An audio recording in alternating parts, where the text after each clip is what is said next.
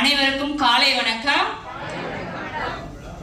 எல்லாரையும் பார்த்து சந்தோஷத்துல எனக்கு ஒண்ணுமே புரியல, என்ன பேசுறதுன்னு தெரியல. முதல்ல நம்ம எல்லாருக்குமே ஒரு நன்றி கடன் பட்டிருப்போம் இல்லையா? நம்மளுடைய மேனேஜ்மெண்ட்டுக்கும் நம்மளுடைய ஆல் அப்ளை லீடருக்கும் முதல்ல என்னுடைய அன்பான நன்றியும் வாழ்க்கையும் பாராட்டியும் தெரிவிச்சுக்கிறேன்.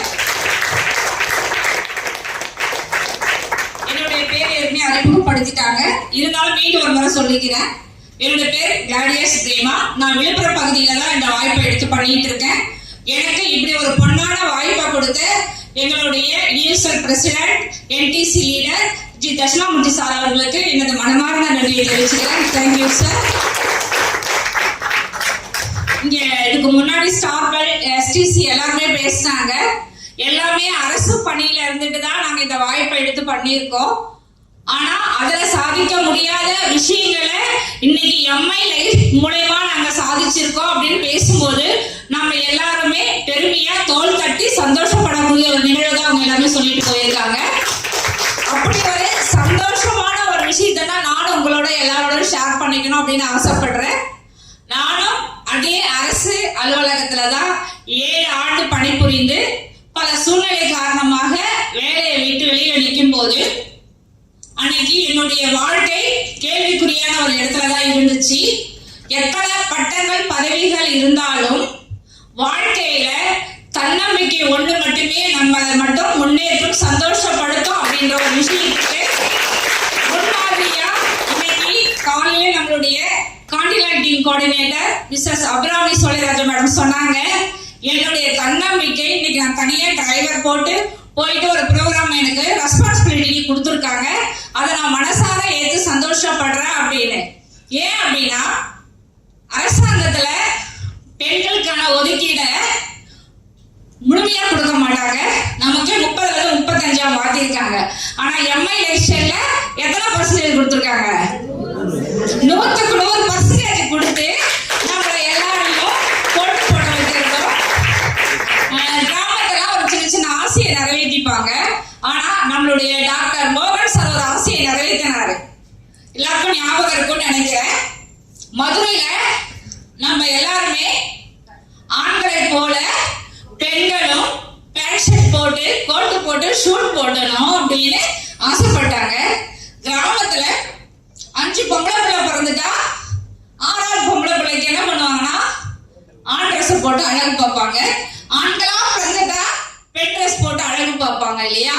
இது எல்லாமே அதுக்கான ஒரு பெரும் டைட்டில் என்ன கொடுத்துருக்காங்கன்னா இப்போ சிங்க பெண்கள் அப்படின்னு கொடுத்து நம்மளை எல்லாம் சிங்கமாக வாழ வைக்கணும் அப்படின்றதுக்காக தான் இன்னைக்கு நம்மளை எல்லாமே உண்மையிலேயே முழு மனதோடு ரேக் மாத்தி அழகு பார்க்கணும்னு நினைக்கிறேன் நம்மளுடைய எக்கோ சேம்பர் டாக்டர் மோகன் சார் அவர்களுக்கு இந்த பெரிய நன்றியை தெரிவிச்சுக்கிறேன்.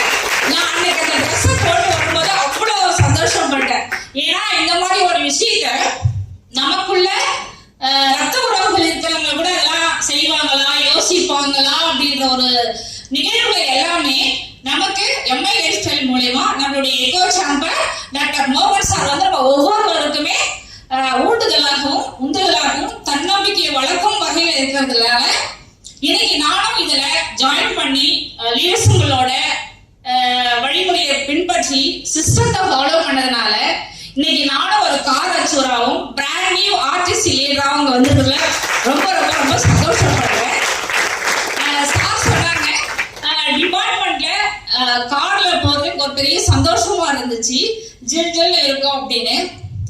அப்ப எனக்கு அப்போ நிகழ்வு எனக்கு ஞாபகம் வந்துச்சு. இதை நானும் கடைசியா எனது அரசு பணியை எப்படி முடிச்சேன் அப்படின்றத உங்களோட நான் ஷேர் பண்ணிக்க விரும்புகிறேன். மகளிர் திட்டத்துல சின்னசேலம் பக்கம் ஆத்தூர்ன்ற இடத்துல அம்மையகரன்ற ஒரு கிராமம். அங்க அரசு வண்டியில தான் நான் காலையில போய் மேடம் A1 மேடம் வராங்க, இன்னைக்கு ப்ரோக்ராம் ஸ்டார்ட் பண்ணும் போது நீங்க ப்ராஜெக்ட் எல்லாம் நம்ம எல்லாம் சைன் வாங்கணும் அப்படின்னு எல்லா என்ஜிஓஸும் தெரியலீங்களா, எல்லா என்ஜிஓஸும் அரசு அதிகாரியும் வெயிட் பண்ணிட்டு இருக்காங்க. இன்னைக்கு எப்படியாவது நாம அவங்க குடும்பம் வாழணும்னு தான் வந்தாங்க இல்லையா? அவங்க வந்து பொது சேவைக்காக வரல, அவங்க குடும்பம் வாழணும்னு வந்தாங்க. ஆனா அன்னைக்கு நான் அரசு அதிகாரி வண்டியில போய் இறங்குறேன். எழுதி முடிச்சு எனக்கு 11 மணிக்கு போன் வருது கலெக்டர் ஆபீஸ்ல இருந்து. மேடம் எல்லாரும் அதுக்கு கூட நிறைய லெட்டர் போயிடுச்சு. அரசு வேலை போன லிஸ்ட்ல மேடம் மெயில் வந்திருக்கு, உங்களுடைய நேம் லிஸ்ட்ல வந்துருச்சு. முதலமைச்சர் இன்று இல்ல, ஆனா நம்ம உங்களோட நேம் சொல்லக்கூடாது. கடவுள்கிட்ட போனவங்க யாரையும் நம்ம குறை சொல்லவும் நமக்கு தகுதி கிடையாது இல்லையா? உங்களுடைய நேம் லிஸ்ட் வந்துருச்சு மேடம், உங்களை உடனே கிளம்பி கலெக்டர் ஆஃபீஸ் வர சொல்றாங்க. இன்சார்ஜ் எல்லாம் வந்து ஒப்படைச்சிட்டு கையெழுத்து போட்டு வீட்டுக்கு போக சொல்லிட்டாங்க அப்படின்னு எனக்கு அதிகாரி போன் பண்ணி சொன்னாங்க. அப்படியே உடனே கிளம்பி அந்த காரை வந்து கலெக்டர் ஆபீஸ்ல விட்டுட்டு என்ன வீட்டுல வந்து கார்ல கூப்பிட்டு போன ஒரு அரசு நிர்வாகம் என்ன அடுத்த செகண்ட் ஆட்டோ பிடிச்சி வீட்டுக்கு வழி அனுப்பி வச்சாங்க. ஆனா இன்னைக்கு அடுத்த வாய்ப்பை நாங்க தொடங்கும் போது சார் வந்து என்ன 20 லட்சம் ரூபாய் கார்ல தான் முதல்ல அவருடைய பிசினஸ்க்கு அவர்கிட்ட நான் பிளஸிங் வாங்கிட்டு இந்த பிசினஸ்க்குள்ள நான் காலடி எடுத்து வச்சேன். அப்ப நாங்க எந்த ஒரு விஷயத்தையும் இழக்கிறோம் அப்படின்ற ஒரு மன வலி இல்லாம அடுத்து நமக்கு ஒரு வாய்ப்பு இருக்கு, அதுக்குதான் அந்த வாய்ப்பு போகுது அப்படின்ற ஒரு நம்பிக்கை இந்த ஒவ்வொருவருக்கும் வரணும் அப்படின்ற ஒரு தருணத்துல தான் அந்த விஷயத்தை நான் உங்களோட ஷேர் பண்ணிக்கணும்னு நினைச்சேன். ஆனா இன்னைக்கு எந்த அரசு அதிகாரியும் எனக்கு மெயில் போட முடியாது இல்லையா? என்னுடைய காரை வாங்க முடியாது. இன்னைக்கு அதே காரை வாங்கிட்டு என்னுடைய டிபார்ட்மெண்ட்டுக்கு போயிட்டு என்னுடைய ஸ்டாஃபையும் கூப்பிட்டு ஒரு நாள் நான் அவங்களுக்கு எல்லாருக்கும் பெரிய